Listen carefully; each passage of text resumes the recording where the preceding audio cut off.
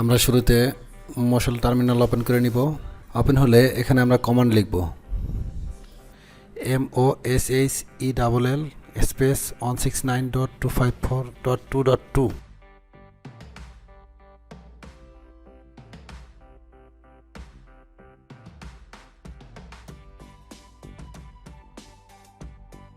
আমার মশাল welcome screen চলে আসছে। এখানে আমার কেবল কানেক্টিভিটি নাই, আমি শুধুমাত্র মশালের যে কাস্টমাইজ ফিচার্সগুলো আছে সেগুলো আমি আজকে নিয়ে আলোচনা করব। মাউসের রাইট বাটন ক্লিক করে আমি শুরুতে ফুল স্ক্রিন করে নিলাম। অপশনস, এখান থেকে লুকস দেখেন, মশালের লুকসটা আমরা এখান থেকে চেঞ্জ করতে পারবো। শুরুতে কালার্স, ফোরগ্রাউন্ড অর্থাৎ হচ্ছে টেক্সট কালার, ব্যাকগ্রাউন্ড অর্থাৎ এই টেক্সটের নিচে যে ব্যাকগ্রাউন্ড সেই ব্যাকগ্রাউন্ডের কালার, এবং কার্সারের এখানে কার্সার কালার। তো আমরা শুরুতে ফোরগ্রাউন্ড কালার চেঞ্জ করতেছি, রেড দিলাম, এবার গ্রিন দিয়ে ট্রাই করব। অ্যাপ্লাই, দেখেন টেক্সট কালার গ্রিন হয়ে গেছে। আপনারা আপনাদের পছন্দ মতো এখান থেকে সেট করে নেবেন।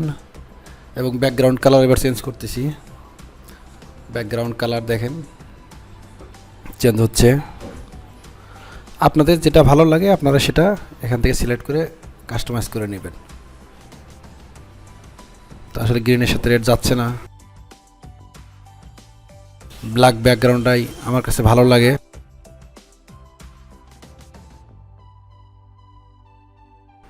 এখানে কালার আমি ব্ল্যাকটাই পছন্দ করতেছি, ব্ল্যাক রেখে দিলাম, অ্যাপ্লাই করলাম।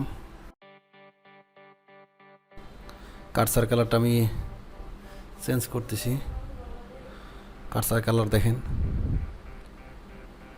ইয়েলো সিলেক্ট করলাম।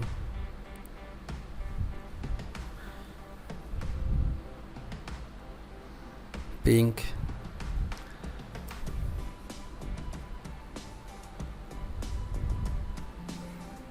আসলে কয়টা কালার দেখাচ্ছি আপনাদের দেখানোর জন্য কোনটা কীরকম দেখা যায়।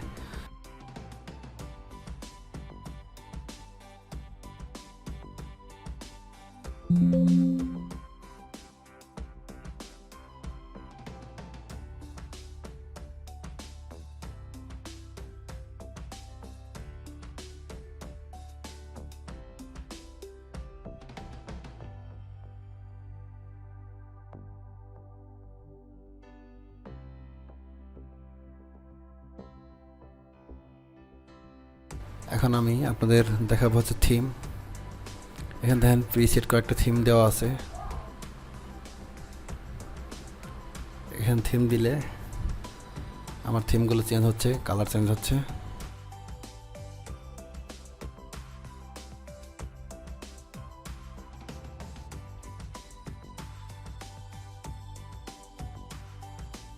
ট্রান্সপারেন্সি অফ থাকলে সলিড কালার দেখা যাবে ব্যাকগ্রাউন্ডে, এবং ট্রান্সপারেন্সি লো আছে, তার মানে আমি একটু ছোটো করে নিচ্ছি। লো আছে মানে এখানে হচ্ছে 16% আছে, মানে আমার পিছনের ব্যাকগ্রাউন্ড দেখা যাবে। এখানে দেখেন 32%, অর্থাৎ মিডিয়াম আমার ব্যাকগ্রাউন্ডটা ট্রান্সপারেন্সি হয়ে গেছে 32%। এখানে হাই দিলে 48%। আমি পার্সেন্টটা 100 পর্যন্ত নিয়ে দেখব কীরকম দেখা যায়। পিছনে দেখেন ব্যাকগ্রাউন্ডটা আমার দেখা যাচ্ছে, এটা কাচের মতো দেখা যাচ্ছে। দেখেন একটা কাচের, আমার গ্লাসের উপরে এই লেখাগুলো ভেসে আছে। আমি এখানে 100 করব, 100 করে অ্যাপ্লাই করব। দেখেন এখন দেখেন আরও অনেক স্বচ্ছ দেখাচ্ছে। এখানে আমার ট্রান্সপারেন্সি যত বেশি হবে তত ব্যাকগ্রাউন্ডের ঘনত্বটা কমে যাবে। তো ব্যাকগ্রাউন্ড কালারটা দেখতে পাচ্ছেন, ব্যাকগ্রাউন্ডে সব কিছু দেখা যাচ্ছে স্বচ্ছ কাচের মতো।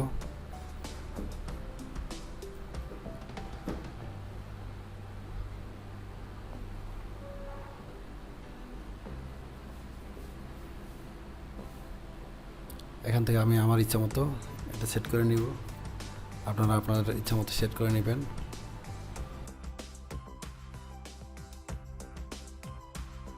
এখন কার্সার সম্পর্কে দেখাবো। এটা ইয়েলো কালারের কার্সার বিলিং করতেছে।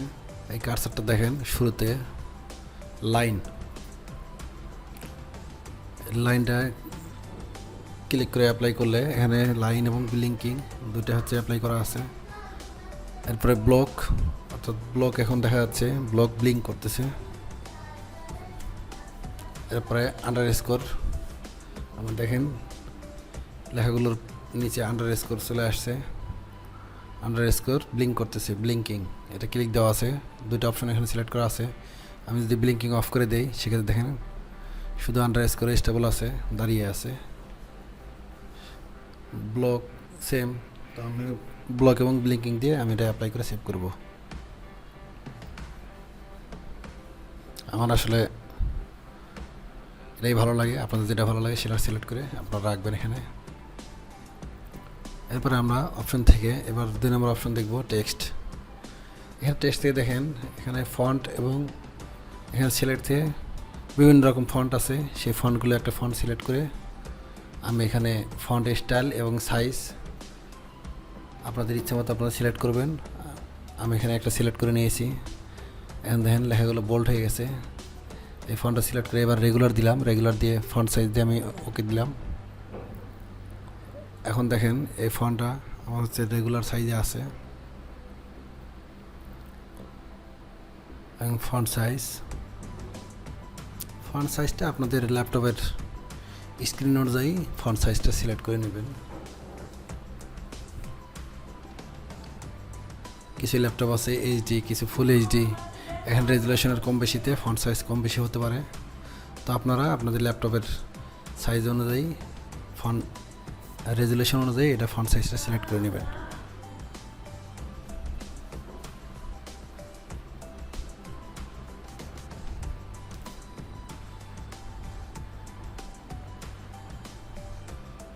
এরপরে আমি দেখাবো কিস, অর্থাৎ হচ্ছে কিবোর্ডের আমার শর্টকাট। এখানে কিছু শর্টকাট আমার এখানে দেওয়া আছে, আমি চাইলে এগুলো অ্যাক্টিভ করে রাখতে পারবো, চাইলে ডিজেবল করে রাখতে পারবো।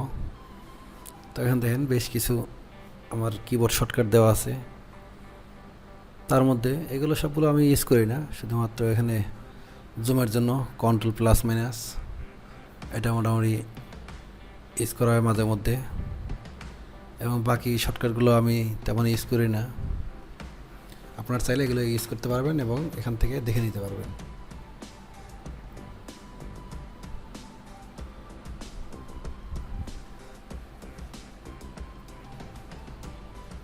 এখানে অনেকগুলো শর্টকাট দেওয়া আছে, কিবোর্ড শর্টকাটগুলো চাইলে এখানে অ্যাক্টিভেট করে আপনারা ইউজ করতে পারবেন।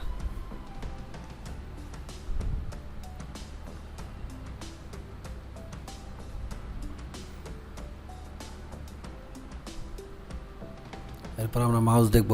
মাউসের এখানে বেশ কিছু অপশন আছে। এখানে দেখেন মাউসের রাইট বাটন ক্লিক করলে যে অপশনটা আসবে সেটা আমরা দেখছি। এখানে দেখেন মেনু সিলেক্ট করা আছে, এখানে মেনু আসতেছে। আমরা যদি নেক্সট সিলেক্ট করি, এন্টার দিয়ে অ্যাপ্লাই দিই, তাহলে আমার মাউসটা এন্টার বাটনের মতো কাজ করবে, রাইট বাটন। আমাদের এক্সটেন্ড দিলে এখানে একটু বাড়বে। পেস্ট করলে কোনো কিছু কপি করার পর রাইট বাটন ক্লিক দিলে আমার এখানে পেস্ট হবে।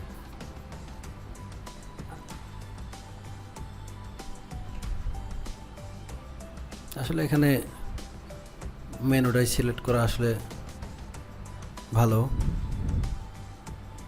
না হলে মাউসের রাইট বাটন সমস্যা হয়ে যায়। এখানে মোটামুটি ডিফল্ট যে সেটিংটা থাকে সেটাই রাখা ভালো। এখন দেখেন কপি করে একটা পেস্ট করে আপনাকে দেখালাম। এখানে সেটিংসগুলো আপনারা আপনাদের ইচ্ছা মতো এখানে সেট করে নিতে পারবেন। এরপরে সিলেকশন থেকে দেখেন এখানে কিছু ক্লিপবোর্ড দেওয়া আছে, অপশনগুলো দেখে নিতে পারেন। উইন্ডো প্রপার্টিস, এখানে দেখেন এই উইন্ডোর ভিতরে কয়টা কলাম এবং কয়টা রো হবে সেটার সাইজ এখানে দেওয়া আছে, আপনারা চাইলে এখান থেকে কাস্টমাইজ করে নিতে পারবেন। এখন দেখেন আমার 80 এবং 24 রো আছে, এখানে আপনারা চাইলে কাস্টমাইজ করে নিতে পারবেন। এবার টার্মিনালে দেখেন